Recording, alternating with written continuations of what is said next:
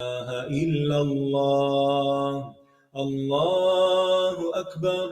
الله أكبر ولله الحمد. الله أكبر. الله أكبر. الله أكبر. لا إله إلا الله. الله أكبر. الله أكبر ولله الحمد.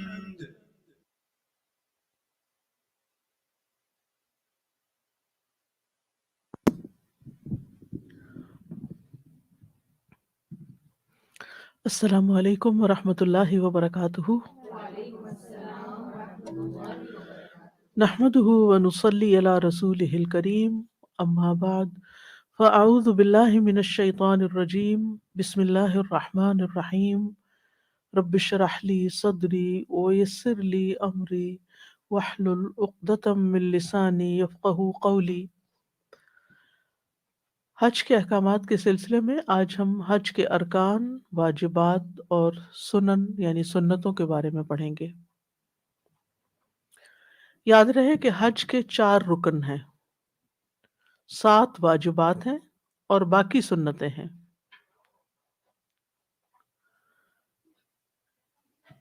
رکن، واجب اور سنت کا فرق یہ ہے کہ اگر رکن فوت ہو جائے، ادا نہ ہو سکے تو حج نہیں ہوگا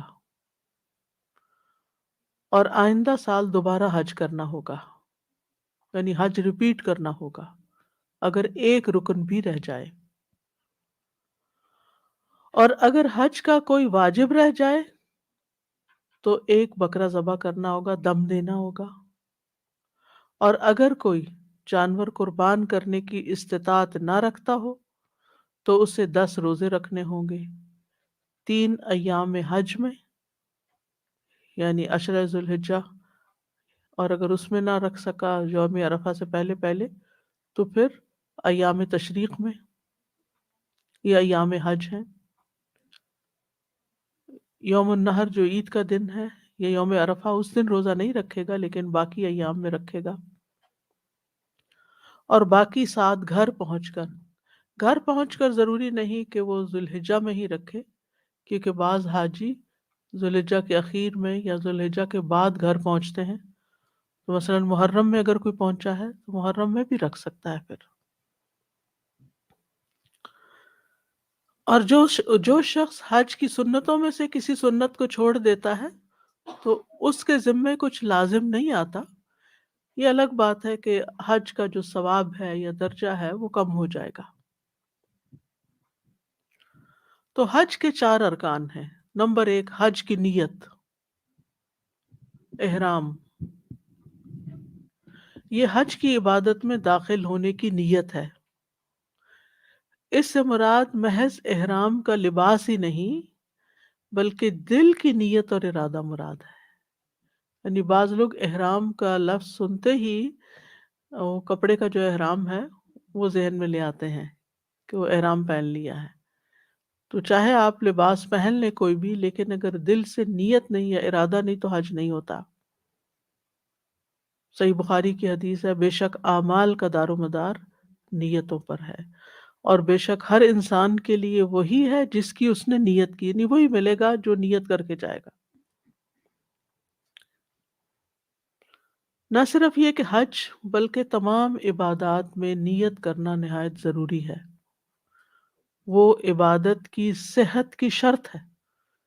وہ عبادت اسی وقت ادا ہوگی، مکمل ہوگی جب اس میں نیت کی جائے گی، کیونکہ قرآن مجید میں آتا ہے وَمَا أُمِرُوا إِلَّا لِيَعْبُدُوا اللَّهَ مُخْلِصِينَ لَهُ الدِّينَ، اور انہیں اس کے سوا حکم نہیں دیا گیا کہ وہ اللہ کی عبادت کرے اس حال میں کہ اس کے لیے دین کو خالص کرنے والے ہوں، یعنی عبادت خالص اسی کے لیے کی جائے۔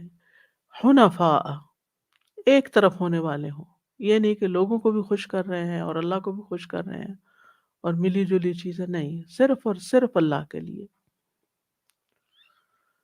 اور نیت کے بغیر کوئی عمل، کوئی عبادت قبول نہیں ہوتی۔ سنن نسائی کی روایت میں ہے، ایک شخص نبی صلی اللہ علیہ وسلم کے پاس آیا اس نے عرض کیا کہ اگر کوئی آدمی مال کے لالچ میں اور نام یعنی شہرت کے لیے جہاد کرتا ہے تو کیا اس کو کوئی ثواب ملے گا؟ تو رسول اللہ صلی اللہ علیہ وسلم نے فرمایا اس کو کسی قسم کا کوئی ثواب نہیں ملے گا۔ جو مال غنیمت حاصل کرنے جاتا ہے یا مال کمانے کی نیت سے جا رہا ہے یا پھر لوگوں کو دکھانے کے لیے کہ میں نے کتنے کارنامے سر انجام دیے، پھر اس آدمی نے 3 بار یہی سوال کیا تو رسول اللہ صلی اللہ علیہ وسلم نے یہی جواب دیا کہ ایسے شخص کے لیے کوئی اجر نہیں ہے۔ پھر فرمایا اللہ تعالیٰ صرف وہی عمل قبول کرتا ہے جو خالص اس کی رضا کے لیے ہو اور اس کے کرنے سے وہ صرف اسی کا چہرہ چاہتا ہو، یعنی اللہ تعالیٰ ہی کی خوشنودی پیش نظر ہو۔ لہٰذا جو شخص اس نیت اور ارادے سے حج کرے گا، گھر سے نکلے گا، اس کے راستے میں تکلیف آئے گی، مشکل آئے گی، مشقت آئے گی، وہ سب کچھ خوشی سے سہتا چلا جائے گا اور اس کا کسی سے تذکرہ نہیں کرے گا، کوئی لڑائی جھگڑا نہیں کرے گا اور بہت اچھے طریقے سے حج کرے گا، کیونکہ یہ حج وہ اللہ کے لیے کر رہا ہے، وہ کسی بندے کے لیے نہیں کر رہا، کسی اور مقصد کے لیے نہیں کر رہا۔ تو جو جتنا بڑا ہوتا ہے اس کا حق بھی اتنا بڑا ہوتا ہے، اور اس کو جو چیز پیش کی جاتی ہے اس کی کوالٹی بھی اتنی ہی اچھی ہوتی ہے۔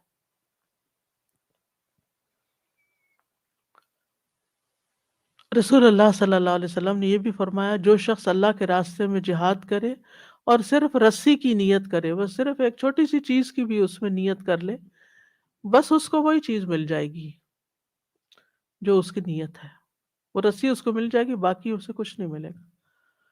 حالانکہ جہاد کیا ہے؟ اسلامی عبادات میں ذروۃ السنام میں ہی ٹاپ پر ہے۔ تو نیت کے بگاڑ کی وجہ سے بڑی نیکی بھی انسان کی ضائع ہو جاتی ہے، حقیر ہو جاتی ہے۔ ابن مبارک کہتے ہیں کتنے ہی بڑے بڑے عمل ہیں کہ نیت ان کو حقیر کر دیتی ہے۔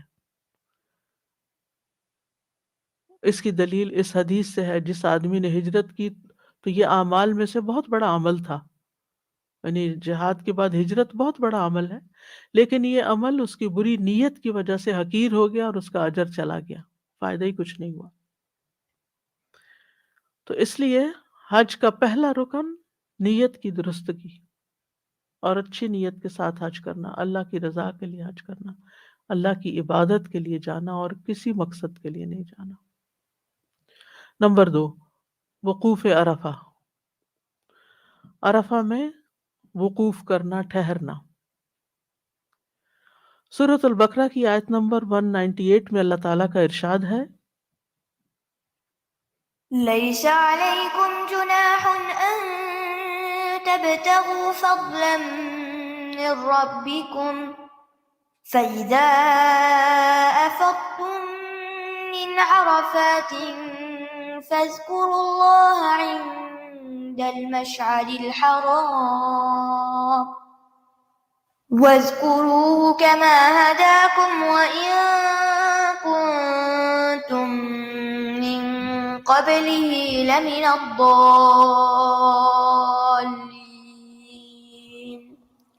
تم پر کوئی گناہ نہیں کہ اپنے رب کا کوئی فضل تلاش کرو، پھر جب تم عرفات سے واپس آؤ تو مشعر حرام کے پاس اللہ کو یاد کرو اور اس کو اس طرح یاد کرو جیسے اس نے تمہیں ہدایت دی ہے، اور بلا شبہ اس سے پہلے تم یقیناً گمراہوں میں سے تھے۔ جیسا کہ آپ جانتے ہیں کہ دور جاہلیت میں عرب، خاص طور پر قریش کے لوگ عرفات نہیں جاتے تھے، جبکہ باقی باہر سے آنے والے تمام قبائل کے لوگ عرفات میں جا کر ٹھہرتے تھے اور اس کو حج کا حصہ سمجھتے تھے، لیکن عرب اس کو اپنی شان، یعنی قریش اس کو اپنی شان کے خلاف سمجھتے تھے۔ تو اس لیے یہاں پر عرفات کا خاص طور پر ذکر کیا گیا کہ جب تم عرفات سے واپس آؤ، یعنی عرفات جانا ضروری ہے، وہاں سے واپس آ کر مشعر حرام کے پاس اللہ کو یاد کرو۔ ایک مشعر حرام ہے اور ایک مشعر حلال ہے۔ حرام سے مراد وہ علاقہ ہے جو حرم کے اندر آتا ہے، اور عرفہ جو ہے وہ حرم کے اندر نہیں آتا، یعنی وہ حرم سے باہر ہے۔ تو وہاں سے جب تم آؤ تو پھر مشعر حرام میں یعنی کہ حرم میں داخل ہو کر جو مخصوص جگہ ہے وہاں پر اللہ کو یاد کرو، یعنی وہاں بھی اللہ کا ذکر کرو۔ تو بہرحال حج عرفہ میں وقوف کا نام ہے۔ رسول اللہ صلی اللہ علیہ وسلم عرفہ میں وقوف کر رہے تھے اور عبد الرحمن بن یامر ان کے پاس آئے، اور اہل نجد میں سے بھی کچھ لوگ آپ کے پاس آئے۔ انہوں نے کہا، اے اللہ کے رسول، حج کیسے ہے، یعنی حج کس کو کہا جاتا ہے؟ کیف الحج؟ فقال الحج عرفہ، تو آپ نے فرمایا حج تو عرفہ کے دن ہی ہے، یعنی یہ اس کا اہم ترین رکن ہے، اور جو شخص میدان عرفات پہنچ گیا اس کا حج پورا ہو گیا۔ اور اس میں رسول اللہ صلی اللہ علیہ وسلم نے ایک شخص کو حکم دیا اور اس نے پکار کر لوگوں کو بتایا کہ حج تو عرفات کا دن ہے، الحج یوم عرفہ۔ جو شخص مزدلفہ کی رات میں، یعنی عرفہ کا دن گزار کے جو رات آتی ہے وہ مزدلفہ میں گزاری جاتی ہے، مزدلفہ کی رات میں فجر کی نماز سے پہلے پہلے عرفات پہنچ گیا، اس کا حج پورا ہو گیا۔ بعض اوقات ایسا بھی ہو سکتا ہے نا کہ کسی وجہ سے کوئی ٹریفک بلاک ہو جائے یا کوئی اور مسئلہ پیش آ جائے کہ آپ دن کو نہ پہنچ سکے۔ اب آپ اپنے گھر سے گئے ہیں، اپنا سب کچھ چھوڑ کے گئے، اپنا سب مال خرچ کیا ہے، لیکن جس مخصوص وقت پر وہاں پہنچنا تھا وہاں نہیں پہنچ سکے، یعنی زوال شمس کے بعد سے عرفہ کا وقوف شروع ہوتا ہے، تو آپ مغرب تک نہیں وہاں پہنچ سکے، تو مغرب کے بعد بھی آپ وہاں جا سکتے ہیں، حج ہو جائے گا، آپ کے پاس پوری رات ہے۔ لیکن اگر مؤذن نے اللہ اکبر کہہ دی اور اس کے بعد آپ داخل ہوئے تو پھر آپ کا حج نہیں ہوگا۔ تیسری چیز ہے طواف افاضہ، اس کو طواف زیارہ بھی کہا جاتا ہے۔ اللہ سبحانہ و تعالیٰ قرآن مجید میں فرماتے ہیں وَلْيَطَّوَّفُوا بِالْبَيْتِ الْعَتِيقِ، انہیں چاہیے کہ قدیم گھر کا طواف کریں۔ تو طواف زیارہ حج کا رکن ہے، اگر یہ رکن رہ جائے، یہ طواف نہ ہو کسی کا، تو حج نہیں ہوتا، یعنی اس کا کوئی بدل نہیں کہ کوئی کہے کہ چلے میں اس کے بدلے میں قربانی کر دوں، دم دے دوں، نہیں، حج نہیں ہوگا۔ اور یہ طواف 10 ذی الحجہ کے دن کیے جانے والے 4 اہم کاموں میں سے ایک کام ہے، لیکن ضروری نہیں کہ 10 ہی کو ضرور کیا جائے۔ اچھا ہے اگر 10 تاریخ کو ہی ہو جائے یوم النحر کو، لیکن اگر کسی وجہ سے نہ ہو سکے تو 11 تاریخ کو بھی ہو سکتا ہے، 12 کو بھی ہو سکتا ہے، کیونکہ اس میں عورت کا حیض سے پاک ہونا ضروری ہے، لہٰذا اگر وہ 10 تاریخ کو پاک نہیں ہے تو باقی سارے کام وہ حیض کی حالت میں کر سکتی ہے، کنکریاں مار سکتی ہے، اپنے بال کٹوا سکتی ہے، قربانی دے سکتی ہے، لیکن طواف جو ہے وہ پاک ہو کر کرے گی، لہٰذا جس دن وہ پاک ہوگی، چاہے اگلے دن یا 4-5 دن کے بعد، تو وہ اس وقت طواف کر لے گی۔ امام نووی کہتے ہیں کہ علماء کا اجماع ہے کہ یہ حج کا رکن ہے اور اس کے بغیر حج نہیں ہوتا۔ نبی صلی اللہ علیہ وسلم نے 10 ذی الحجہ کو ہی طواف افاضہ کیا تھا۔ ابن عمر کہتے ہیں کہ نبی صلی اللہ علیہ وسلم نے قربانی والے دن طواف افاضہ کیا، پھر لوٹ کر منا میں ظہر کی نماز پڑھی، یعنی ظہر سے پہلے پہلے طواف کر کے بھی واپس لوٹ گئے۔ چوتھا رکن صفا مروہ کی سعی ہے۔ حدیث میں آتا ہے، حبیبہ بنت ابی تجرات سے روایت ہے، حبیبہ بنت ابی تجرات، کہ ہم لوگ قریش کی کچھ خواتین کے ساتھ دار ابو حسین میں داخل ہوئے، اس وقت نبی صلی اللہ علیہ وسلم صفا مروہ کے درمیان سعی فرما رہے تھے، اور دوڑنے کی وجہ سے آپ کا ازار گھوم گھوم جاتا تھا، یعنی وہ گرین لائٹس کے بیچ کا جو ایریا ہے وہاں پر دوڑنا ہوتا ہے نا، اور نبی صلی اللہ علیہ وسلم سعی کرتے جا رہے تھے اور صحابہ سے فرما رہے تھے سعی کرو کیونکہ اللہ نے تم پر سعی کو واجب قرار دیا ہے۔ حج تمتع کرنے والے دو سعی کریں گے، ایک جب عمرہ کریں گے اس وقت کی سعی، اور دوسرے جب وہ حج کریں گے. لیکن حج افراد والے ایک ہی سعی کریں گے. جب وہ حج کریں گے تو منا سے واپس آ کر یوم النحر کو طواف کر لیں گے اور ساتھ سعی کر لیں گے. حج قران والے بھی ایک سعی کریں گے کیونکہ ان کا حج اور عمرہ ایک ہی احرام میں ہوتا ہے، تو دونوں کے لیے ایک سعی کافی ہو جائے گی.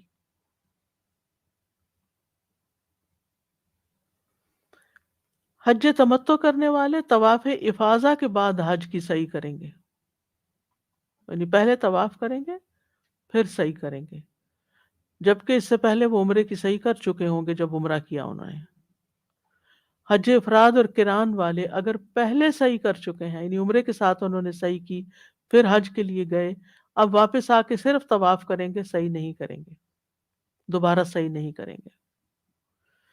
جابر بن عبداللہ سے روایت ہے، وہ کہتے ہیں کہ نبی صلی اللہ علیہ وسلم اور آپ کے صحابہ نے صفا اور مروہ کے درمیان ایک ہی بار سعی کی تھی، یعنی پہلی بار طواف قدوم یا طواف عمرہ کے ساتھ.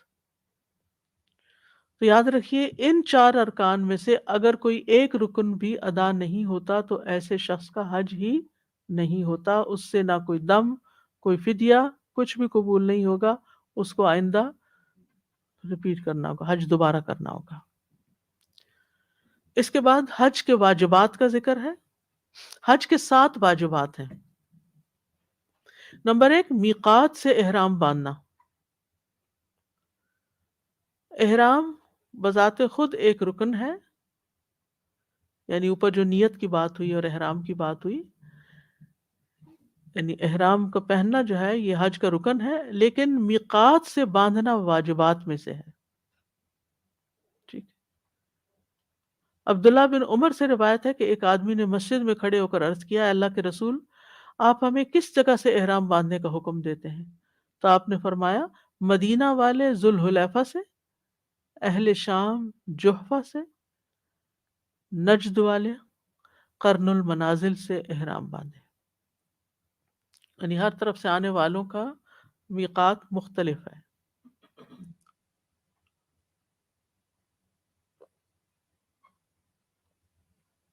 اور اس کا فاصلہ بھی مختلف ہے.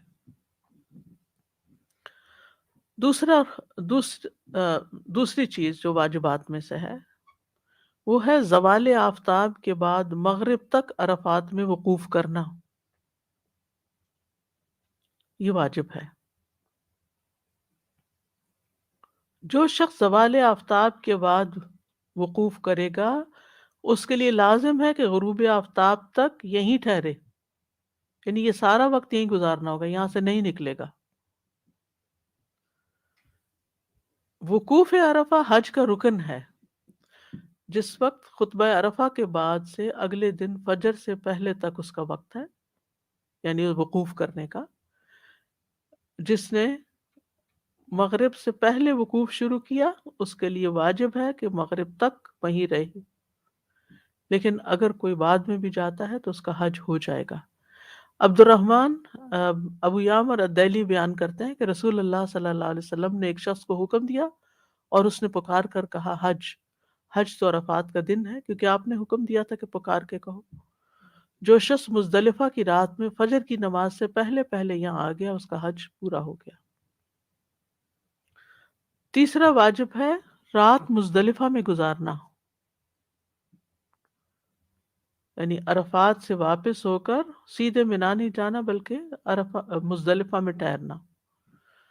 تو جو چاند کے غروب ہونے سے پہلے مزدلفہ پہنچ جائے اس نے یہ رکن ادا کر لیا. غروب ہونے کا کیا مطلب ہے؟ یعنی رات گزرنے سے پہلے. بعض علماء کے نزدیک مزدلفہ میں رات گزارنا حج کے ارکان میں سے ایک رکن ہے جس کے بغیر حج صحیح نہیں ہوتا، یعنی بعض علماء کا یہ خیال بھی ہے. ابن قیم کا رجحان اسی طرف ہے.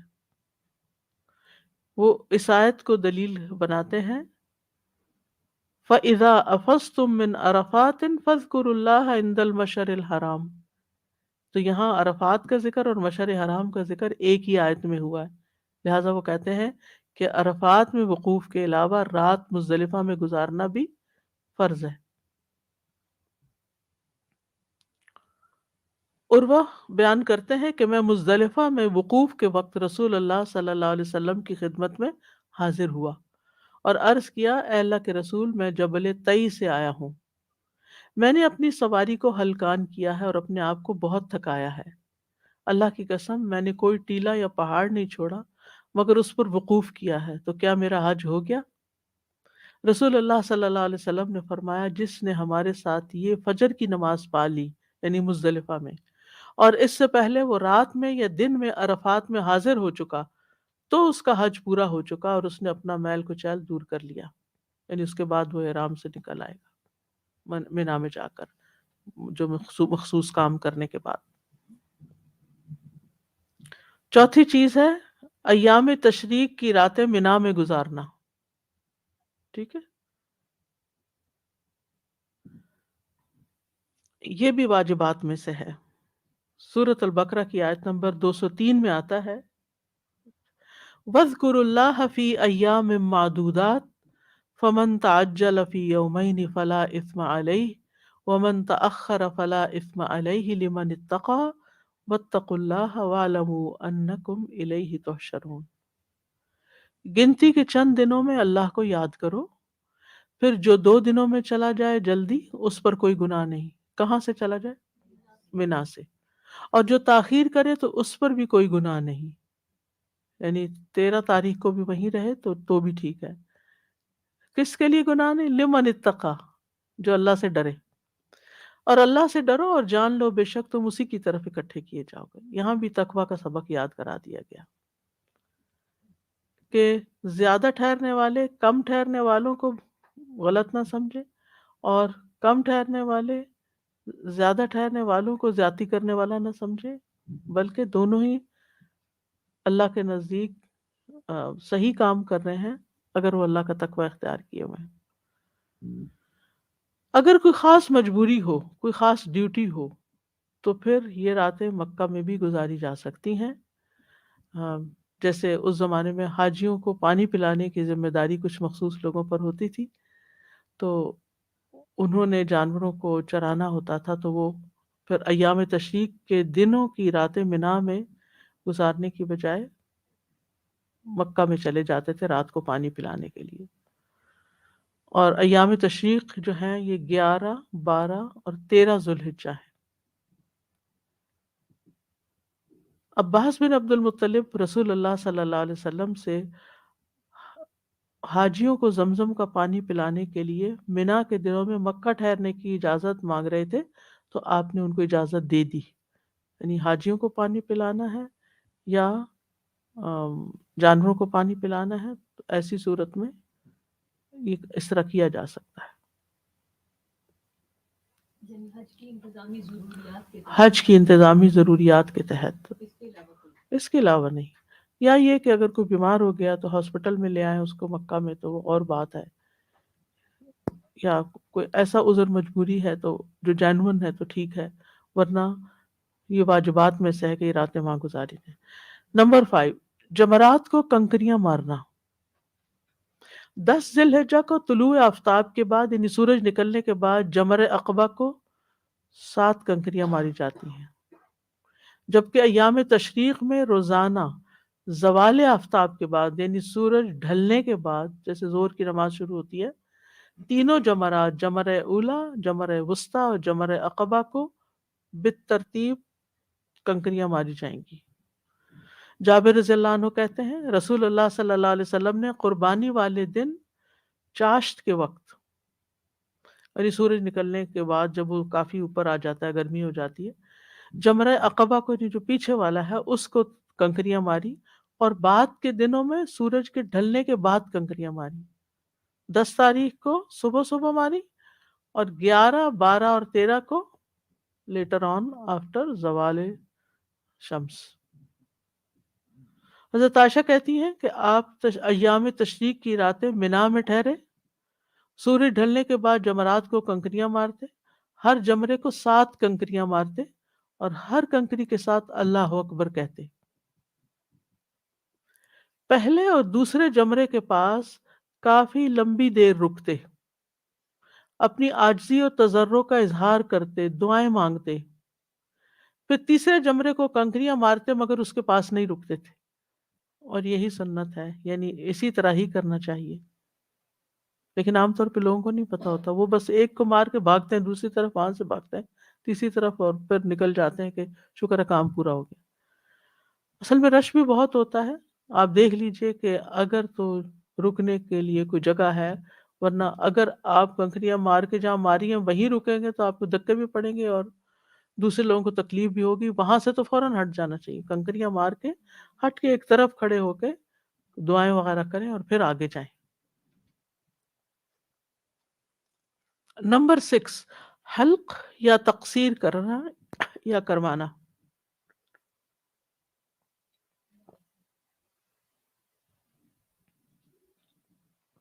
حلق کہتے ہیں سر منڈوانے کو، اور تقصیر کہتے ہیں بال کتروانے کو، ٹرم کرنے کو. قربانی کے بعد مردوں کے لیے حلق واجب ہے، جبکہ عورتیں صرف بال کتروائیں. سورۃ الفتح میں آتا ہے لَتَدْخُلُنَّ الْمَسْجِدَ الْحَرَامَ إِنْ شَاءَ اللَّهُ آمِنِينَ مُحَلِّقِينَ رُؤُوسَكُمْ وَمُقَصِّرِينَ. تم انشاءاللہ مسجد حرام میں امن کے ساتھ داخل ہوگے، اور اس وقت تم سر منڈاؤ گے اور بال کتراؤ گے. ابو ہریرہ کہتے ہیں کہ رسول اللہ صلی اللہ علیہ وسلم نے فرمایا اللہم اغفر للمحلقین قالوا وللمقصرین قال اللہم اغفر للمحلقین قالوا وللمقصرین قالها ثلاثا وقال وللمقصرین. لوگوں نے عرض، آپ نے فرمایا اللہ سر منڈانے والوں کو بخش دے. لوگوں نے عرض کیا اور بال کترانے والوں کو؟ آپ نے فرمایا اللہ سر منڈانے والوں کو بخش دے. لوگوں نے عرض کیا اور بال کترانے والوں؟ آپ نے یہ 3 مرتبہ فرمایا، پھر فرمایا چوتھی دفعہ بال کترانے والوں کو. تو اس سے یہ پتہ چلتا ہے کہ شیو کرنا سر کی افضل ہے، اور شیو کرنے والوں کے لیے رسول اللہ صلی اللہ علیہ وسلم کی 3 مرتبہ بخشش کی دعا ہے. جی فورمین، جی ہاں، صرف مردوں کے لیے، عورتیں تو کترائیں گی. نمبر 7، طواف وداع. طواف وداع حج کے واجبات میں سے ہے. یاد رکھیے عمرے کے واجبات میں سے نہیں ہے. جو لوگ عمرہ کرنے جاتے ہیں جیسے رمضان میں یا ویسے، تو ان کے لیے ضروری نہیں ہوتا طواف وداع کرنا. ویسے اپنی خوشی سے کریں، جا کے طواف تو کریں، لیکن طواف وداع نہیں ہوتا. وہ طواف وداع صرف حج کے لیے ہوتا ہے. ابن عباس کہتے ہیں کہ لوگ حج کے بعد ہر جانب سے واپس چلے جاتے تھے، جو جہاں ہوتا تھا وہیں سے نکل جاتا تھا. تو رسول اللہ صلی اللہ علیہ وسلم نے فرمایا کوئی شخص ہرگز نہ جائے حتیٰ کہ اس کا آخری عمل بیت اللہ کا طواف ہو. آخری عمل. تو اس سے کیا پتہ چلتا ہے کہ اس کے بعد پھر اور کام نہیں کرنے چاہیے، پھر نکل ہی جانا چاہیے. ہاں اگر نماز کا وقت آ گیا تو آپ نماز پڑھ لیں، کھانا کھانا ہے تو کھانا کھا لیں، لیکن یہ آخری مناسک میں سے ہوگا. نمبر 8، حج تمتع اور قارن کے لیے ایک اور شرط ہے قربانی کرنا. اگر حاجی حج تمتع کر رہا ہے یا حج قران کر رہا ہو تو اس پر ایک جانور یعنی بکرے کی قربانی کرنا واجب ہے، کیونکہ اللہ تعالیٰ فرماتے ہیں فَمَن تَمَتَّعَ بِالْعُمْرَةِ إِلَى الْحَجِّ فَمَا اسْتَيْسَرَ مِنَ الْهَدْيِ فَمَن لَّمْ يَجِدْ فَصِيَامُ 3 أَيَّامٍ فِي الْحَجِّ وَسَبْعَةٍ إِذَا رَجَعْتُمْ تِلْكَ 10 كَامِلَةٌ ذَلِكَ لِمَن لَّمْ يَكُنْ أَهْلُهُ حَاضِرِ الْمَسْجِدِ الْحَرَامِ. تو جو کوئی حج کے دنوں تک عمرے کا فائدہ اٹھائے تو جو قربانی میسر ہو کر لے. پھر جو قربانی نہ پائے تو 3 دن کے روزے حج کے دوران اور 7 دن کے اس وقت رکھے جب تم گھروں کو واپس جاؤ. یہ پورے 10 دن ہیں. یہ حکم اس شخص کے لیے ہے جس کے اہل و عیال مسجد حرام یعنی مکہ کے رہنے والے لوگ. یہاں ایک بات یاد رکھیے کہ اس وقت مکہ اتنا ہی تھا جتنا حرم ہے، لیکن اب مکہ پھیل چکا ہے. حرم اور حرم کے علاوہ ہل کا کچھ حصہ بھی اب شہر مکہ میں آ گئے، یعنی مکہ کی میونسپلٹی میں آ گیا ہے. تو مسجد الحرام سے مراد، جیسے کل بھی میں نے وضاحت کی تھی، کہ ماسک اٹ سیلف نہیں ہے بلکہ حرم کی حدود ہے. یاد رکھیے حرم کی حدود مدینہ کی طرح نہیں ہے. مدینہ میں تقریباً 21 کلومیٹر ہر جانب سے، مشرق مغرب شمال جنوب سے.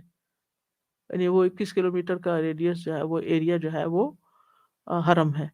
لیکن مدینہ کے علاوہ جو مکہ کا حرم ہے اس میں جیسے تنعیم کا جہاں مسجد عائشہ ہے وہ تو قریب 6-7 کلومیٹر دور ہے، وہ قریب ترین ہے، اس کے بعد ہل شروع ہو جاتا ہے. دوسری طرف آپ نے دیکھا ہوگا کہ جدہ سے جب آپ لوگ مکہ میں انٹر ہوتے ہیں تو راستے میں لکھا ہوتا ہے وہ ایک یعنی ایک آرچ سا بنا ہوتا ہے، اس پہ لکھا ہوتا ہے حدود حرم، نان مسلمز آگے نہیں جا سکتے، تو پھر ان کے لیے ڈائیورٹ ہوتی ہے روڈ. تو اسی طرح جرانہ کی طرف ہے، مجھے ایگزیکٹلی یاد نہیں کتنے مائل ہے وہاں، یعنی کہ وہ حرم ختم ہو جاتا ہے اور اس کے بعد میقات آ جاتی ہے. تو مکہ میپ، شاید کسی میپ پر ہم دیکھ سکیں کہ حرم کا علاقہ کتنا ہے. تو پھر علماء کہتے ہیں کہ مسجد الحرام سے مراد حرم کا علاقہ ہے، اور بعض نے اس میں وسعت کی کہ سارا مکہ شامل ہے، اور بعض نے کہا کہ وہ وہاں تک جہاں تک نماز قصر نہیں ہوتی، یعنی یعنی جو مکہ سے اتنے فاصلے پر علاقہ ہے جہاں تک جانے سے نماز قصر نہیں ہوتی، تو وہ بھی اس میں شامل ہوتا ہے کہ جو اس علاقے کے رہنے والے ہوں ان پر قربانی نہیں ہے. ٹھیک ہے، اگر وہ قربانی نہیں کر سکتے تو ان پہ روزے نہیں ہیں. اگر قربانی کر لیں تو اچھا، نہیں کر سکتے نہ کریں، لیکن روزے نہیں. لیکن جو باہر سے آیا ہے آفاقی ہے وہ پھر روزے رکھے گا. تو واجبات میں سے کوئی چیز چھوٹ جائے، یہ جو 8 واجبات آپ کو بتائے گئے ہیں، تو ان کے بدلے ایک جانور قربان کرنا ہوگا، اور جانور کی قربانی دینے سے حج مکمل ہو جائے گا، حج ادا ہو جائے گا. اور جو جانور قربان کرنے کی طاقت نہ رکھے تو 10 دن کے روزے رکھے گا، 3 حج کے دنوں میں اور 7 حج سے واپس جا کر. اکٹھے بھی رکھ سکتے ہیں اور ایک دن کے بعد ایک دن بھی رکھ سکتے ہیں، اپنی سہولت کے مطابق رکھ سکتے ہیں، لیکن رکھنے ہوں گے. اب ہے حج کی سنتیں، یعنی ارکان اور واجبات کے علاوہ کچھ اور کام بھی کرنے ہوتے ہیں جن کو مسنون کام کہا جاتا ہے. اس میں طواف قدوم، عرفہ والی رات منا میں گزارنا، یعنی 8ویں ذی الحجہ کو منا میں رات گزارنا. یوم الترویہ کو جب آپ منا سے جاتے ہیں 8 تاریخ کو، مکہ سے جاتے ہیں یا جہاں سے بھی آتے ہیں، تو رات آپ منا میں گزارتے، پھر صبح کے وقت آپ عرفات کی طرف جاتے ہیں. بعض لوگ یہ اسکپ کر جاتے ہیں، وہ ایئرپورٹ سے سیدھے آتے ہیں اور سیدھے عرفات چلے جاتے ہیں.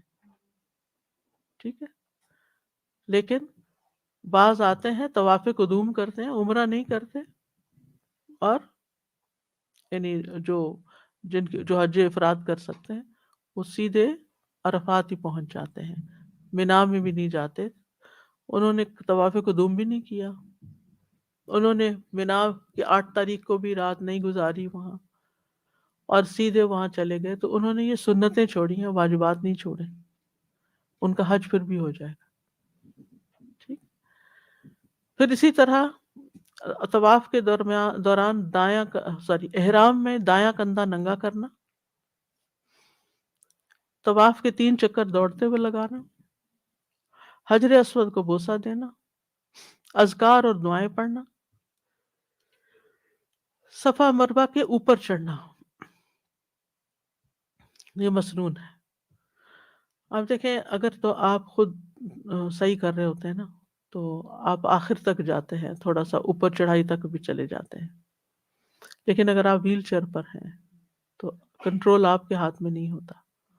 وہ لوگ بس ٹچ ہی کرتے ہیں صفا کو تو ساتھ ہی مڑ جاتے ہیں، آگے تک نہیں جاتے، اوپر نہیں جاتے. تو وہ ایک سنت چھوٹ گئی آپ کی. ٹھیک ہے، لیکن صحیح ہو جائے گی آپ کی. اچھا، اب عمرے کے ارکان 3 ہیں: احرام پہننا، طواف کرنا، صفا مروہ کی صحیح کرنا. اور واجبات 2 ہیں: سر منڈوانا، میقات سے عمرے کے لیے احرام پہننا. یہاں تک اگر کسی کو کوئی بات کرنی ہے تو کر لیں، پھر میں آگے حج بدل پہ بات کروں گی.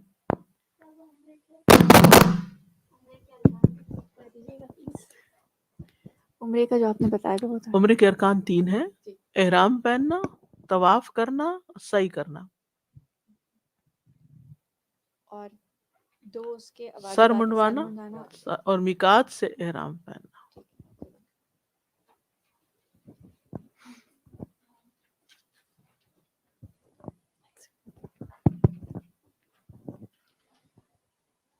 جی اساسا یہ جو ہے واجبات میقات سے احرام باندھنا، تو اس میں یہ ہے آپ نے کہا تھا کہ واجبات میں اگر کوئی چیز رہ جائے تو ہمیں دم دینا ہوگا، ٹھیک ہے؟ مثلا آپ جہاز میں بیٹھے ہوئے تھے، آپ کا ارادہ تھا کہ جو ہی یہ اعلان ہوگا تو میں احرام کی نیت کر لوں گی، احرام پہن لوں گی. آپ نے چینج بھی کرنا تھا ابھی. اور عام طور پر ہوتا یہ کہ جو فلائٹ کا آخری حصہ ہوتا ہے نا بڑا ہی ریلیکسنگ ہوتا ہے، انسان سو جاتا ہے. مجھے تو ہمیشہ ہی ایسے ہوتا ہے، جب لینڈ کرنے والا ٹائم ہوتا ہے تو میں سونے لگتی ہوں. اب آپ سو گئے، میقات گزر گئی، اب جہاز لینڈ ہو رہا ہے اور آپ پریشانی کیا ہے، اب کیا کروں؟ احرام تو آپ نے پہن لیا لیکن میقات گزر گئی آپ کی، اب آپ کو دم دینا ہوگا. ٹھیک ہے؟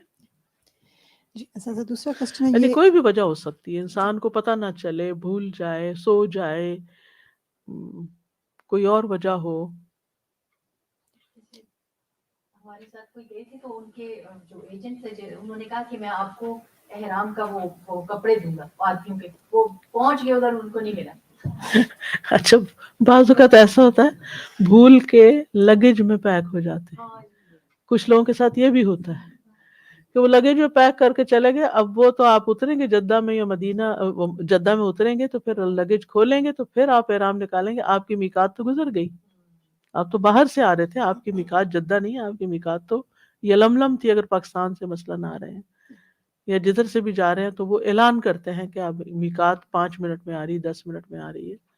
تو وہ وقت بڑا کروشل ہوتا ہے، اس وقت میں سونا شونا نہیں چاہیے. اساسا جی ایک اور کوشچن، اعلان تو اسلامک ایئر لائن کرے گی نا. اگر آپ کسی اور ایئر لائن سے گئے تو کب سے وہ اعلان بھی نہیں ہوتا کسی اور ایئر لائن سے. آپ بعض اوقات ایسا ہوتا ہے کہ ان کو بتا دیتے ہیں کہ آپ اعلان نہ بھی کریں تو آپ ہمیں آ کے بتا دیں.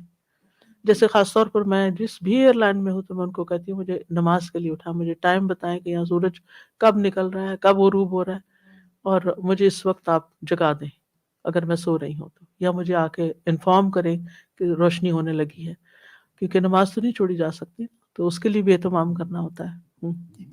جو اساسا دوسرا کوشچن یہ جیسے آپ نے کہا نا دل کی نیت اور ارادہ، تو یہ نیت ایگزیکٹلی جیسے جو لوگ یہاں سے جا کے پھر بیک ہوم جا کے پھر سعودیہ جاتے ہیں، تو یہ نیت ہمیں کب کرنی وہ ہے؟ نیت تو آپ کی شروع سے ہی ہو گئی کہ ہم حج کرنے جا رہے ہیں، ٹھیک ہے نا. جی لیکن وہ جو ایک فارمل نیت ہوتی ہے نا، اللہم حجۃ لا ریاء فیہا ولا سمعہ، احرام پہن کر اس وقت آپ ایک فارمل طریقے سے بول کے کہتے ہیں، وہ پھر جیسا سوری بہت سارے کوشچن. نہیں کوئی بات نہیں. بس ایک اور کوشچن یہ کہ یہ جو طواف افاضہ کا نا اس کے لیے تھوڑی سی کنفیوژن ابھی ہو رہی ہے کہ جیسے وہی بات ہے بینگ فیمیل، جیسے کچھ اگر ایسی سچویشن ہو جائے یا فلائٹ اس طرح کی ہوں تو وہ اس کا جو ہے نا تھوڑا سا اس پہ چونکہ اب یہ چیز لوگوں کے اپنے کنٹرول میں نہیں رہی، تو بعض علماء یہ کہتے ہیں کہ عورت اپنے یعنی کہ اپنے آپ کو یعنی پیک کر کے اور پھر طواف کر جائے.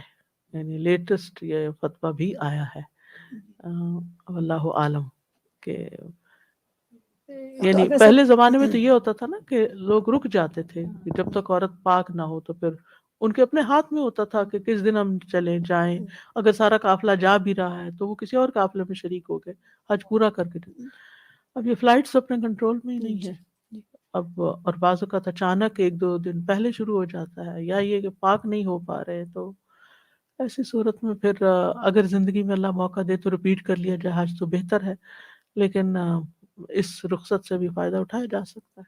تو اساسا اگر آپ ٹیبلٹس وغیرہ اس طرح کی لے لیں تو وہ لے سکتے ہیں، لیکن ڈاکٹر سے کنسلٹ کر کے لیں کہ آپ اسٹیٹس یعنی آپ کے ہیلتھ کس طرح کی ہے، آپ کو سوٹ بھی کریں گی یا آپ کیونکہ بعض لوگ ٹیبلٹ لے لیتے ہیں اور الٹا اور لمبا جی ہی کام پڑ جاتا ہے. ایگزیکٹلی یہ بھی یہ تو زیادہ exactly. جی جی جی تو اس لیے سوچ سمجھ کے یہ بھی کریں. جی اچھا اساتذہ ایک اور آپ نے کہا تھا کہ جو مزدلفہ کی مارننگ سے جیسے مارننگ سے پہلے بھی عرفہ میں ہو گیا کسی سے تو اس جی کا وہ حج ہو جائے ہو گا، گیا، لیکن پھر چونکہ واجبات مس ہوا تو پھر دم دینا ہوگا. یعنی کہ اس کا واجب مس ہو گیا نا. واجب جی تو پھر دم دے دم حج جی ہو جائے گا لیکن حج دم ہو ہو جائے جائے گا. گا جی لیکن دم دینا ہوگا. جزاک اللہ. آئیے.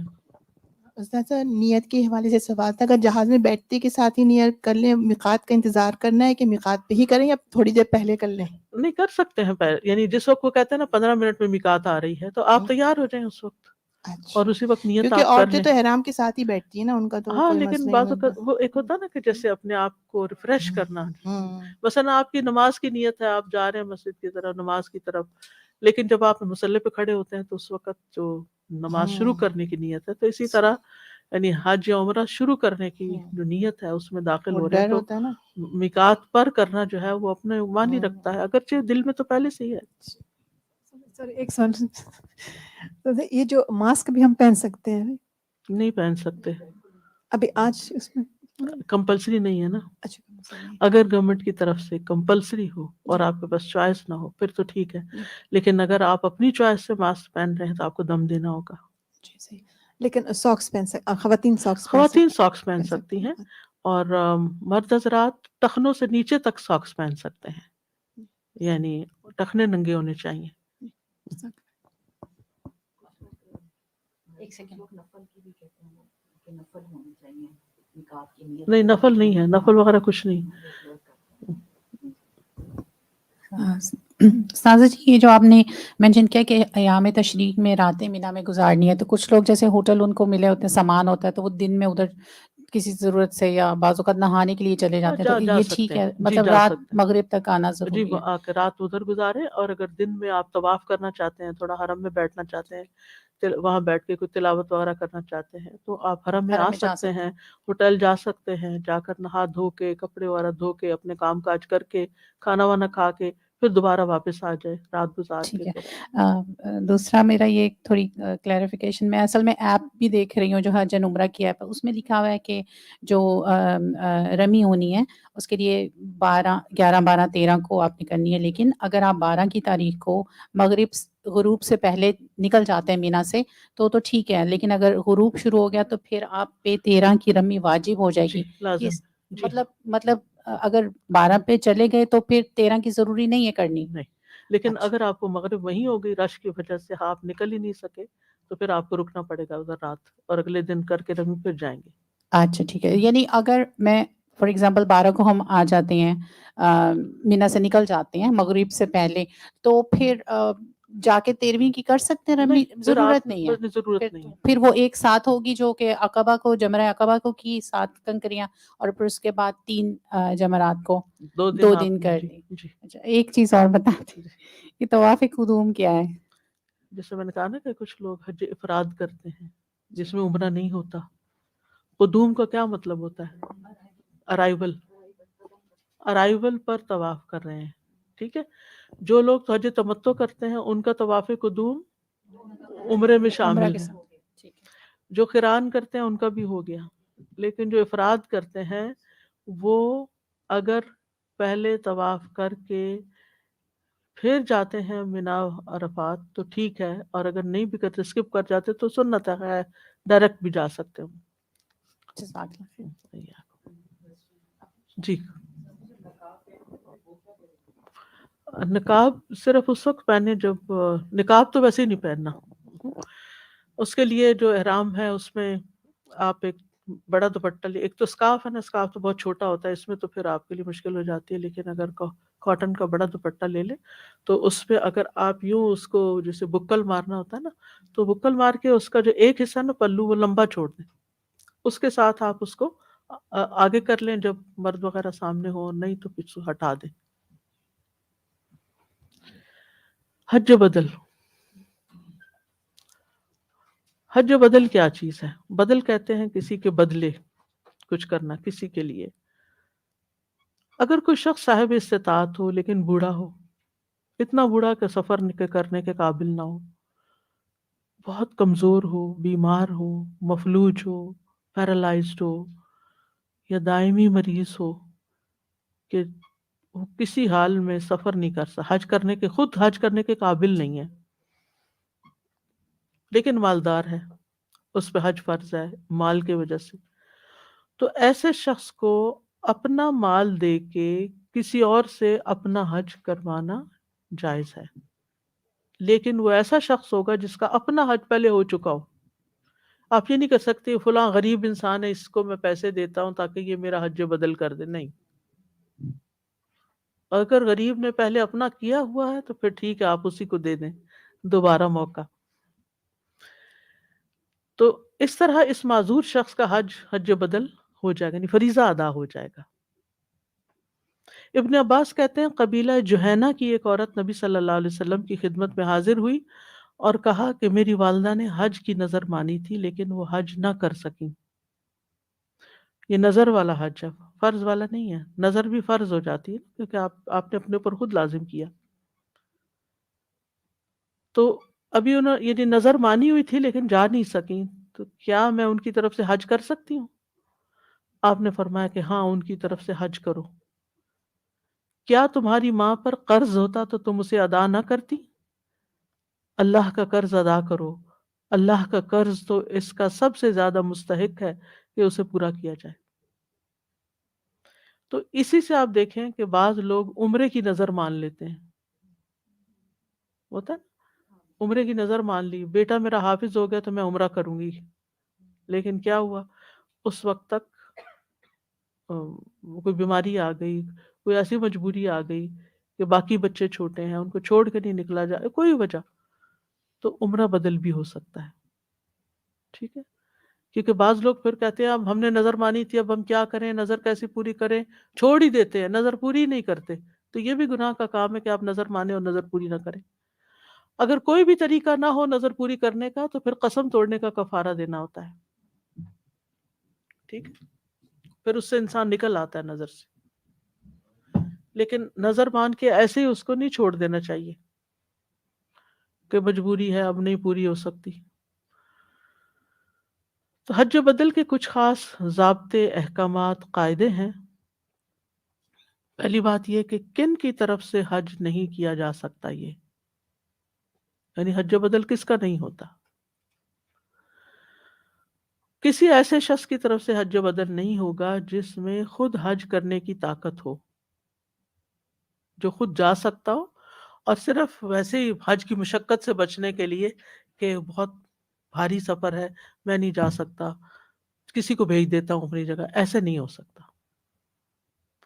ابن قدامہ کہتے ہیں اس بات پر اجماع ہے کہ فرض حج کی طاقت رکھنے والے شخص کی طرف سے کوئی دوسرا حج نہیں کر سکتا۔ ابن منذر کہتے ہیں جس پر حج فرض ہو اور اس کے ادا کرنے کی طاقت بھی رکھتا ہو تو اس کی طرف سے کیا جانے والا حج کفایت نہیں کرے گا۔ اسی طرح مجنون کی طرف سے بھی نہیں ادا ہوگا، کیونکہ اس کے افاقے کی امید کی جا سکتی، ہو سکتا ہے کسی وقت ٹھیک ہو جائے، تو جب تک وہ مجنون ہے اس پر قلم ساکت ہے، ابھی اس پہ حج فرض ہی نہیں ہے ایک طرح سے۔ جب وہ ٹھیک ہوگا تو پھر حج کر لے گا، نہیں ہوا تو کوئی بات نہیں۔ قیدی کی طرف سے حج بدل نہیں کیا جا سکتا کیونکہ امید ہے وہ قید سے باہر آ جائے۔ فقیر کی طرف سے بھی حج بدل نہیں کیا جا سکتا کہ میری بہن بہت غریب ہے وہ نہیں کر سکتی تو میرے پاس پیسے ہیں میں اس کے لیے حج کر دوں، یہ نہیں ہو سکتا، کیونکہ وہ کل کو غنی ہوگی، صاحب استطاعت ہوگی تو خود کر سکتی۔ یعنی جہاں پاسبلٹی ہو کہ یہ اس شخص کے حالات بدل سکتے ہیں تو وہ جب اس کے حالات بدلیں گے، جب وہ صاحب استطاعت ہوگا تو وہ چلا جائے گا۔ محض مالی حیثیت کے ہونے کی وجہ سے وہ کسی اور سے حج نہیں کروائے گا۔ ٹھیک، اب کن لوگوں کی طرف سے حج کیا جائے گا؟ ایسے بیمار جن کے صحت یاب ہونے کی امید ہی نہ ہو، کبھی ٹھیک نہیں ہو سکتے، یا پھر بدنی طور پر عاجز ہو، یا میت کی طرف سے حج بدل ہوگا کہ جو دنیا سے جا چکا۔ امام نووی کہتے ہیں جمہور علماء اس بات کے قائل ہیں کہ حج میں میت اور شفا یابی سے مایوس عاجز کی جانب سے نیابت کی جا سکتی ہے. اس کو نیابت کہتے ہیں، نائب بنانا، کسی کو وکیل بنانا اپنا.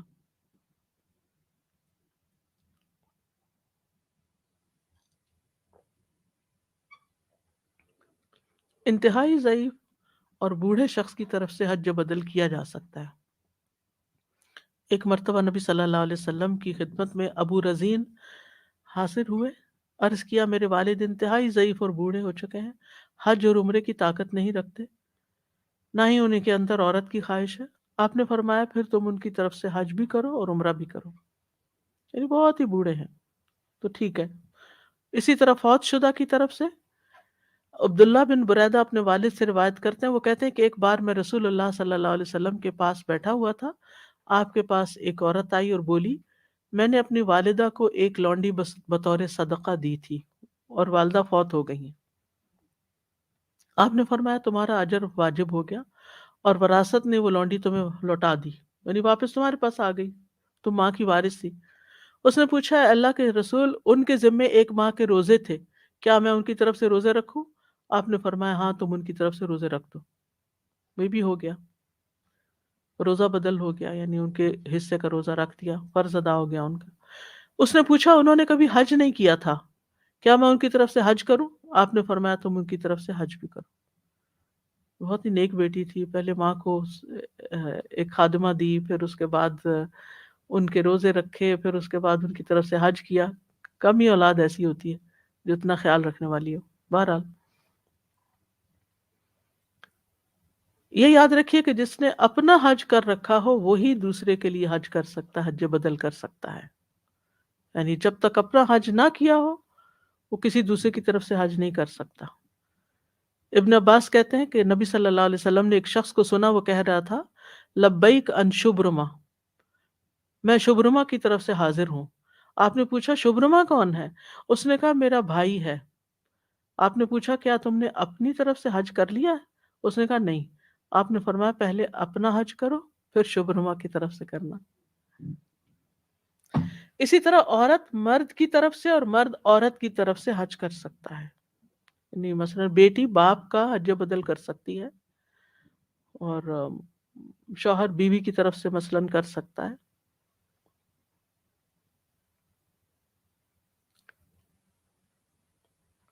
نبی صلی اللہ علیہ وسلم نے قبیلہ خثعم کی عورت کو حکم دیا تھا کہ وہ اپنے والد کی طرف سے حج کر لے، اور نبی صلی اللہ علیہ وسلم نے ایک شخص کو اپنی والدہ کی طرف سے حج کرنے کا حکم دیا تھا. تو دونوں دلائل ملتے ہیں. اور ایک دوسرے شخص کو اپنے والد کی طرف سے حج کرنے کا حکم دیا تھا. تو میل میل کی طرف سے، فیمیل میل کی طرف سے، میل فیمیل کی طرف سے حج کر سکتے ہیں. ایک حج ایک ہی شخص کی طرف سے ہوگا. یہ نہیں ہو سکتا کہ وہ میری نانی نے بھی نہیں کیا تھا، دادی نے بھی نہیں کیا تھا تو میں چاہتی ہوں ان سب کا میں اس دفعہ کراؤں. ایسے نہیں ہو سکتا، باری باری ہوگا. ہاں اگر آپ تمتع کر رہے ہیں تو ایک کی طرف سے عمرہ کر سکتے ہیں اور ایک کی طرف سے حج کر سکتے ہیں. یعنی دونوں چیزیں ایک کی طرف سے کرنے کی بجائے ایک کی طرف سے ایک کی طرف سے ایک ہو سکتا ہے، بشرطے کہ اس نے اپنا پہلا حج یا عمرہ کیا ہوا ہو. پھر اسی طرح یہ ہے کہ حج بدل احسان کی نیت کے ساتھ کیا جائے، کسی کے ساتھ نیکی کرتے ہوئے کیا جائے. اس کا مقصد کسی سے مال بٹورنا نہ ہو، کرائے کا حج نہ ہو کہ یہ مجھے حج کا پیسہ بھی تو اتنا اوپر دے کیونکہ میں اس کا حج کر رہا ہوں. یہ نہیں ہونا چاہیے. یعنی اس کی قیمت وصول نہیں کرنی چاہیے کسی کی طرف سے حج بدل کرنے کی. ابن تیمیہ کہتے ہیں جس نے صرف اس لیے حج کیا کہ کھانے پینے کو مل جائے گا اس کے لیے آخرت میں کچھ نہیں، اور جو اس لیے رقم لیتا تاکہ حج کر سکے تو اس میں کوئی حرج نہیں. اس لیے نیابت کے لیے رقم وصول کرتے ہوئے نیت یہ ہو کہ یہ رقم اس کے لیے حج کے دوران مددگار ہوگی، جیسے سواری کے لیے یا حج کے دوران کچھ کھانے پینے کے لیے جو اس کا وہاں رہنے کا خرچہ ہے، سواری کا خرچہ ہے اور کسی قسم قربانی کا خرچہ ہے تو وہ تو لے سکتا ہے. لیکن اس سے زائد لینا عوض کے طور پہ، اجرت کے طور پر، یہ جائز نہیں ہے. بس اتنا ہی لے جتنا اس کا ایکسپینس ہے.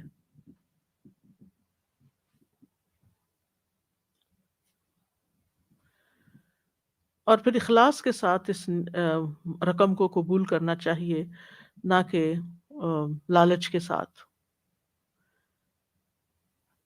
پھر اسی طرح یہ ہے کہ اگر کوئی صاحب استطاعت مسلمان فوت ہو جائے تو اس کا مال تقسیم ہونے سے پہلے اس کے مال میں سے اس کے لیے حج کیا جا سکتا ہے، یعنی وارث جو ہیں حصہ لینے سے پہلے اس کی طرف سے حج کر لیں تو یہ بھی درست ہوگا، کیونکہ یہ قرض ہے نا ایک، یہ بھی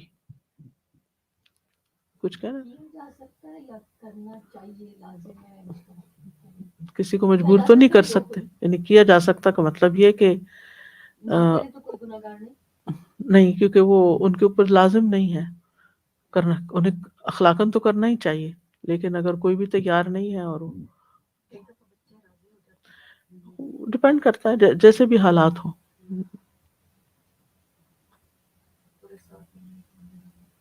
اور بعض علماء تو یہ کہتے ہیں کہ کرنا چاہیے، کیونکہ چاہے اس نے وصیت کی ہو یا نہ کی ہو، یعنی اس کا ارادہ تھا حج کرنے کا، چلا گیا تو وارث پہلے حج کریں یا کروائیں اور باقی مال پھر تقسیم کریں۔ لیکن اگر اس نے کچھ بھی نہیں کہا اور وارث نہیں کرنا چاہتے تو کسی ایک وارث کو بھی ذمہ دار تو نہیں ٹھہرایا جا سکتا۔ بعض علماء کہتے ہیں کہ جب کوئی مسلمان فوت ہو جائے اور وجوب حج کی شرائط مکمل ہونے کے باوجود فریضہ حج ادا نہ کر سکے، نہیں کر سکا کسی وجہ سے، تو اس کی طرف سے اس کے مال میں سے حج کرنا ضروری ہے، چاہے اس نے حج کی وصیت کی ہو یا نہ کی ہو۔ چنانچہ اگر اس کی طرف سے کوئی ایسا شخص حج کر دیتا ہے جس کا حج کرنا درست ہو اور اس نے اپنی طرف سے اپنا حج پہلے کر رکھا ہو تو میت کی طرف سے اس کا حج کرنا درست ہوگا اور میت سے فرض کی ادائیگی کے لیے کافی ہوگا۔ ہاں، قریبی عزیز اگر حج بدل کرے تو وہ مستحب ہے، لیکن کوئی غیر بھی کر سکتا ہے،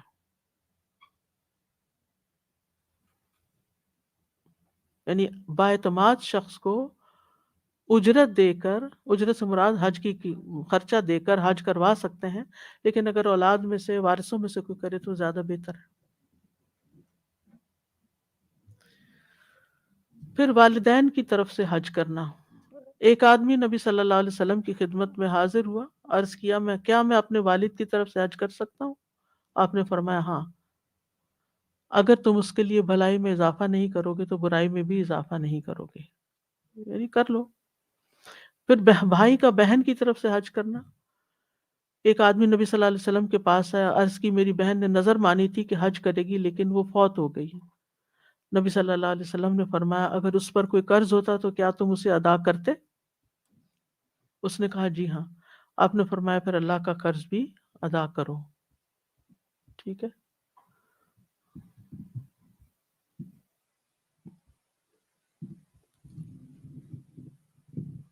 حج بدل کے لیے نیت کافی ہے، نام لینا ضروری نہیں۔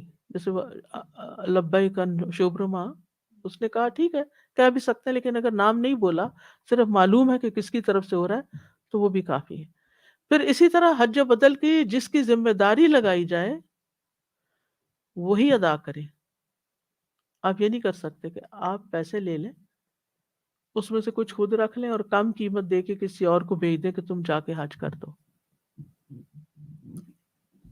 بعض لوگ کیا کرتے ہیں، لوگوں سے پیسے لے لیتے ہیں، پھر وہ مکہ یا مدینہ میں کسی اسٹوڈنٹ کو کہہ دیتے ہیں جنہوں نے پہلے اپنا حج کر رکھا ہوتا ہے کہ تم فلاں کی طرف سے حج کر دو۔ اور مثلاً اگر کوئی شخص کینیڈا سے جاتا ہے تو ٹکٹ کے ہی کتنے زیادہ پیسے ہیں، اور اگر اس نے پیسے خود تو لے لیے سارے، لیکن وہاں کے کسی لوکل کو کہہ دیا تم یہ حج بدل کر دو اور اس کو آدھے پیسے دیے اور آدھے خود رکھ لیے، تو یہ ظلم ہوگا، یہ درست نہیں، ایسا نہیں کیا جا سکتا۔ یعنی اگر وارثوں نے کسی خاص شخص کو حج کرنے کے لیے کہا کہ آپ کریں گے تو وہ اسی کو کرنا ہوگا، نہیں کر سکتا تو وہ واپس کر دے، پھر وہ آگے اس کو تھرڈ پارٹی کو نہیں دے سکتا۔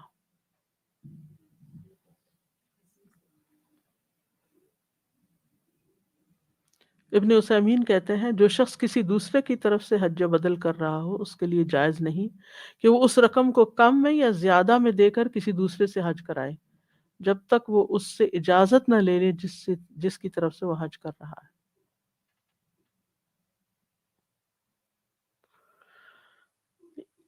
یہ ہو سکتا ہے مثلاً ایک شخص حج کرنے کے لیے گیا اور عمرہ ہی کیا تھا اس نے کہ بیمار پڑ گیا. بیماری ایسی تھی کہ وہاں رک نہیں سکتا تھا. تو اب وہ یہ کر سکتا ہے کہ وارثوں کو بتا کے جو کروا رہے ہیں ان کو بتا کے وہ کسی اور کے ذمہ لگا کے آ جائے، لیکن ان کو پتا ہونا چاہیے کہ کون کر رہا ہے. یعنی ایسی کسی مجبوری کی شکل میں پھر دوبارہ کمیونیکیٹ کیا جائے، لیکن اپنی طرف سے کچھ فیصلے نہیں کیے جانے چاہیے. حج باعتماد اور امانت دار لوگوں سے کروانا چاہیے جن کو حج کرنا بھی آتا ہو، مناسک کے حج کا علم ہو، تاکہ دل مطمئن ہو کہ اس نے صحیح کام کیا. یہ نہیں کہ وہ حج کرنے چلے اس کو پتہ ہی نہ ہو کہ حج کیسے کرتے ہیں. حج بدل کرنے والے کو بھی اتنا ہی ثواب ملے گا جتنا وہ جس کے لیے کر رہا ہے اس کو ملے. اللہ تعالیٰ دونوں کو ثواب دینے کی وسعت رکھتا ہے. ہاں، حج بدل کی ادائیگی کے علاوہ وہ حاجی جو اور کام کر رہا ہے، مثلا قرآن پڑھ رہا ہے اپنے لیے، نوافل پڑھ رہا ہے، کوئی اور نیکی کا کام کر رہا ہے، وہاں کسی کو پانی پلا رہا ہے، کسی کو کھلا رہا ہے، کسی کو دبا رہا ہے، یہ نیکیاں اس کی اپنی ذات کے لیے ہوں گی. یہ حج کا حصہ نہیں ہے، نہ یہ واجبات ہے، نہ یہ سنن ہے، نہ ارکان ہے. ٹھیک ہے.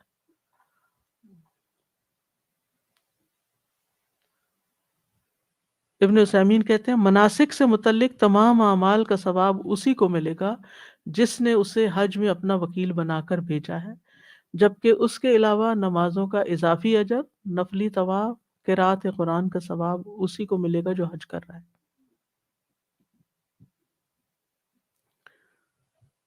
اسی طرح کیا کسی کی دوسرے کی طرف سے عمرہ بدل بھی کیا جا سکتا ہے؟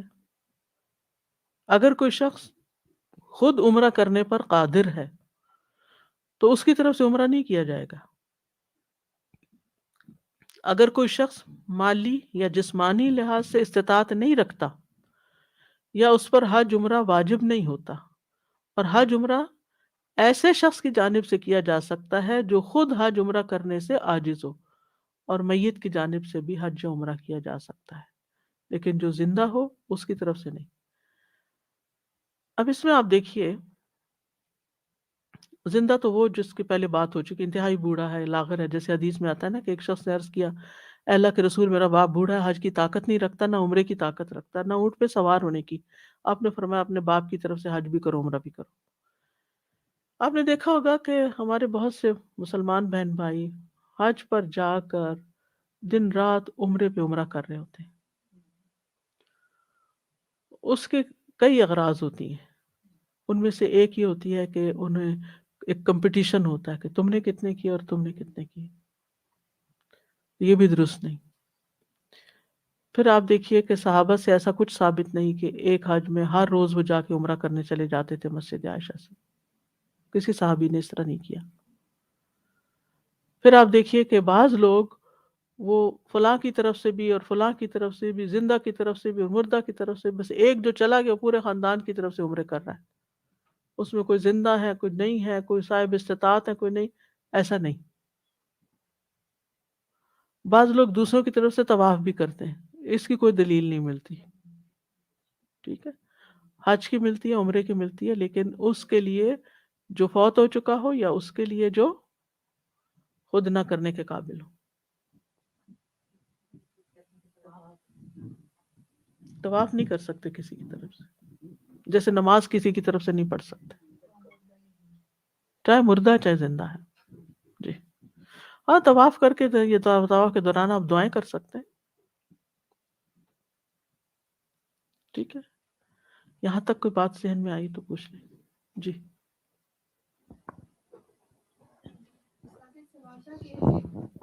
عمرے کے لیے جب لوگ جاتے ہیں جو پہلے سے عمرہ کر چکے ہیں تو کیا وہ جہاں کے پہلے اپنا عمرہ کریں گے یا جاتے کے ساتھ ہی کسی کا عمرہ بدل کر سکتے ہیں جو دنیا میں نہیں ہے لوگ جیسے والدین ہیں یا کوئی اگر ایسا؟ آپ حج تمتع کر رہے ہیں نہیں تو نہیں خالی عمرے کے لیے جو لوگ جاتے ہیں نہیں تو پہلے تو اپنا کریں گے، پہلے اپنا کریں گے اس کے بعد پھر کسی کا عمرہ کریں گے وہاں الا یہ پہنچ کہ آپ پہلے سے ہی کسی کا عمرہ کرنے کی خاطر جا رہے ہوں، عمرہ بدل کرنے جا اچھا رہے ہیں۔ وہ ایک الگ چیز ہو گئی، لیکن ہم لوگ جیسے عمرے کے لیے جا رہے ہیں تو پہلے ہمیں اپنا عمرہ کرنا ہوگا اس کے بعد کسی اور کا جی اساتذہ جیسے حج بدل کے لیے تھا کہ ہم نے پہلے حج کیا ہونا چاہیے، تو جو عمرہ بدل ہے اگر کوئی شخص پہلے کبھی نہیں گیا حج یا عمرے کے لیے تو پہلے اپنا کریں، پہلے اپنا کرے، اسی ایک ٹرپ میں دونوں کے ہو ہاں سکتے ہیں۔ دوسرا بھی پر ہو سکتا ہے۔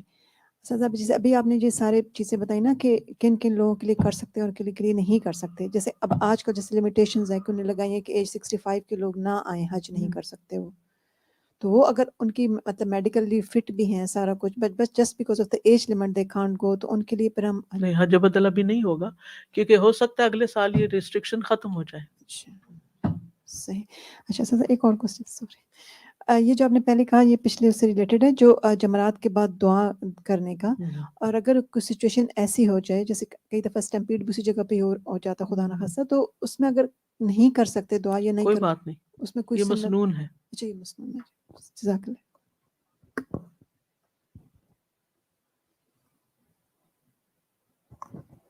السلام علیکم ورحمۃ اللہ۔ آن لائن کوشچنس آ رہے ہیں کہ اگر کسی نے حکومت کی طرف سے حج کر لیا ہو اور اب وہ صاحب استطاعت ہو گیا ہو تو اس نے اپنے مال سے دوبارہ حج کرنا ہوگا؟ ٹھیک ہے۔ اور پھر اگر کسی نے اپنے بہن بھائی کو شوق کی بنا پر حج کروایا ہو لیکن وہ بہن بھائی کچھ عرصے بعد صاحب استطاعت ہو گیا تو اس پہ اب وہ اپنے مال سے حج کرنا فرض ہے یا وہ پہلا؟ یہ چیک کرنا پڑے گا۔ Okay okay. اگر کوئی عمرے کے لیے پہلے مدینہ آ گیا اور پھر مکہ، تو مدینہ سے ہی احرام پہنے گا جی یا؟ مدینہ سے پہلے۔ اوکے جزاک اللہ۔ استاذہ یہ جو حلق اور یہ وہ ہے قصر کرنا، یہ بندہ خود بھی کر سکتے، جیسے آدمی خود اپنی سر کر سکتے کر سکتے، اور عورت بھی خود اپنے بال کاٹ سکتی، جیسے کہتے ہیں نا کہ جس نے پہلے کاٹے ہوں ان سے کٹوائیں، جس نے نہیں۔ اب السلام علیکم جی استاذہ، میرا ایک سوال ہے کہ میری خالہ کا انتقال ہوا تھا پچھلے سال، اور وہ اپنے فوت ہونے سے انہوں نے کوئی ایک ہفتہ پہلے مجھے کہا تھا کہ کیونکہ انہیں کووڈ ہو گیا تھا کہ اگر میں فوت ہو جاؤں تو میرا سامان آ کے سنبھال لینا۔ تو میں ان کی فوتگی کے بعد جب گئی تو ان کا ایک بیگ تھا جس میں انہوں نے کچھ چیزیں، نام جو انہوں نے کام کرنے تھے وہ لکھ کر رکھے ہوئے تھے، جس میں انہوں نے عمرہ کے لیے بھی پیسے، ایک پوٹلی بنائی ہوئی تھی کہ عمرہ کے لیے، بس اتنا لکھا ہوا تھا۔ تو میرا یہ سوال ہے کہ وہ تو اب فوت ہو گئی ہیں اور ہم ابھی کوشش کر رہے ہیں کہ کسی کو ان کی طرف سے عمرے کے لیے بھیجیں کیونکہ وہ نیت کی ہوئی تھی انہوں نے، تو عمرہ ان کا پہلے کیا ہوا تھا، تو کیا یہ ہو سکتا ہے کہ عمرے کے بجائے ہم کسی کو حج کروا دیں یا ہم میں سے کوئی حج کرائے؟ نہیں، عمرہ ہی کرنا پڑے گا کیونکہ حج انہوں نے نہیں کیا ہوا تھا، تو ایک ان کی طرف سے فرض ادا ہو جائے گا۔ ہاں میرا خیال ہے پھر تو حج کرنا، اور حج کے اندر عمرہ بھی شامل ہوگا۔ جی اس میں ہی ہم اگر اور کچھ پیسے شامل کر کے وہ پیسے بھی کر ڈال دیں تو کے، بہتر ہے کیونکہ اس کے اندر حج میں عمرہ شامل ہے نا۔ جی تو اس طرح کیا جا سکتا ہے۔ جزاک اللہ خیر۔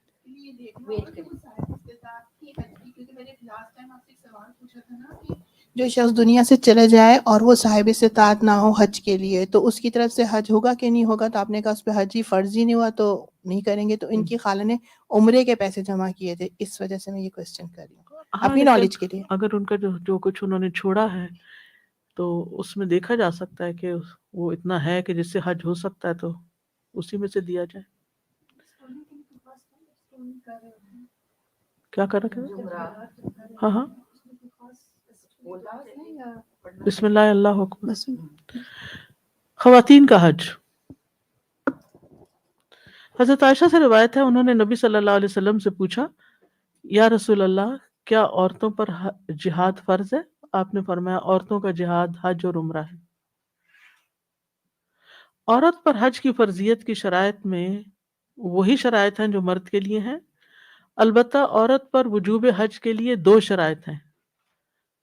نمبر 1 محرم کا ساتھ ہونا، اور نمبر 2 عورت کا عدت میں نہ ہونا۔ عورت بھی اگر مالدار نہیں تو اس پہ حج فرض نہیں، اگر محرم موجود نہیں تو بھی عورت پر حج فرض نہیں۔ حدیث میں آتا ہے رسول اللہ صلی اللہ علیہ وسلم نے فرمایا لا تحج امرأۃ الا ومعها محرم، کوئی عورت محرم کے بغیر حج نہ کرے، واضح حدیث ہے۔ پھر لوگ پوچھتے ہیں وہ گروپ میں چلے جائیں فلاں کر لیں فلاں کر، جب آپ نے فرما دیا کہ محرم کے بغیر حج نہ کرے تو پھر نہ کرے۔ ایک اور روایت میں آتا ہے کہ رسول اللہ صلی اللہ علیہ وسلم نے فرمایا کوئی شخص کسی اجنبی عورت کے ساتھ خلوت اختیار نہ کرے، یعنی ان کے ساتھ اکیلے میں نہ بیٹھے کسی بند کمرے میں، اور کوئی عورت محرم کے بغیر سفر نہ کرے۔ ایک آدمی آیا اور عرض کرنے لگا میری بیوی حج کے لیے جا رہی ہے جبکہ میرا نام فلاں غزوہ میں جہاد کے لیے لکھ دیا گیا ہے۔ آپ نے فرمایا جاؤ، جا کر اپنی بیوی کے ساتھ حج کرو، یعنی جہاد چھوڑو، حج کرو جا کے، یعنی بیوی کو حج کرواؤ۔ تو محرم سے مراد وہ ہے جو عورت کے لیے نسب یا کسی مباح سبب کی بنا پر ہمیشہ کے لیے حرام ہوئی، جس سے کبھی نکاح نہیں ہو سکتا۔ اس کے لیے عاقل و بالغ ہونا شرط ہے، یعنی محرم یہ بچہ نہیں ہو سکتا، کوئی چھوٹا بچہ محرم نہیں ہوتا۔ اسی طرح بے وقوف انسان یا معذور انسان، عقلی طور پر مجنون، وہ بھی محرم نہیں ہوتا۔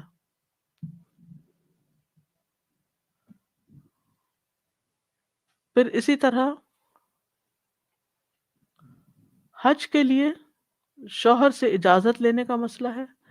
اگر عورت خود صاحب استطاعت ہو تو اس پر نماز کی طرح حج فرض ہے، اسے شوہر سے اجازت طلب کرنی چاہیے کہ وہ گھر سے جا رہی ہے، لیکن اگر وہ اجازت دے تو ٹھیک، اور نہ دے تو بھی جا سکتی ہے، بشرطے کہ اس کے ساتھ محرم ہو۔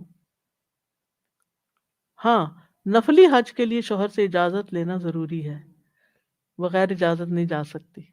فرض حج کے لیے اگر وہ نہیں بھی مان رہا تو بھی جا سکتے، لیکن نفل حج اس کے بغیر بھی ہو سکتا ہے۔ اگر عورت کا شوہر دوران حج فوت ہو جائے تو وہ اپنا حج مکمل کرے اور پھر واپس لوٹ جائے۔ آج کے لیے میرا خیال اتنا ہی کافی ہے۔ اب یہ ہے کہ تقریباً میرا آدھا ہوا ہے آج کا ٹارگٹ، تو کل بھی مجھے یہ کرنا پڑے گا فقہ القلوب کی بجائے، کیونکہ اگر میں نے فقہ القلوب شروع کر لیا تو پھر یہ حج کے جو لیکچرز ہیں یہ اسی مہینے میں مکمل کرنا ضروری ہے انشاءاللہ۔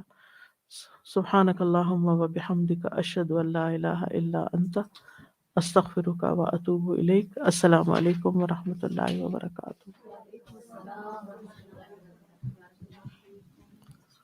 اللهم صل على محمد وعلى آل محمد كما صليت على إبراهيم وعلى آل إبراهيم إنك حميد مجيد۔ اللهم بارك على محمد وعلى آل محمد كما باركت على إبراهيم وعلى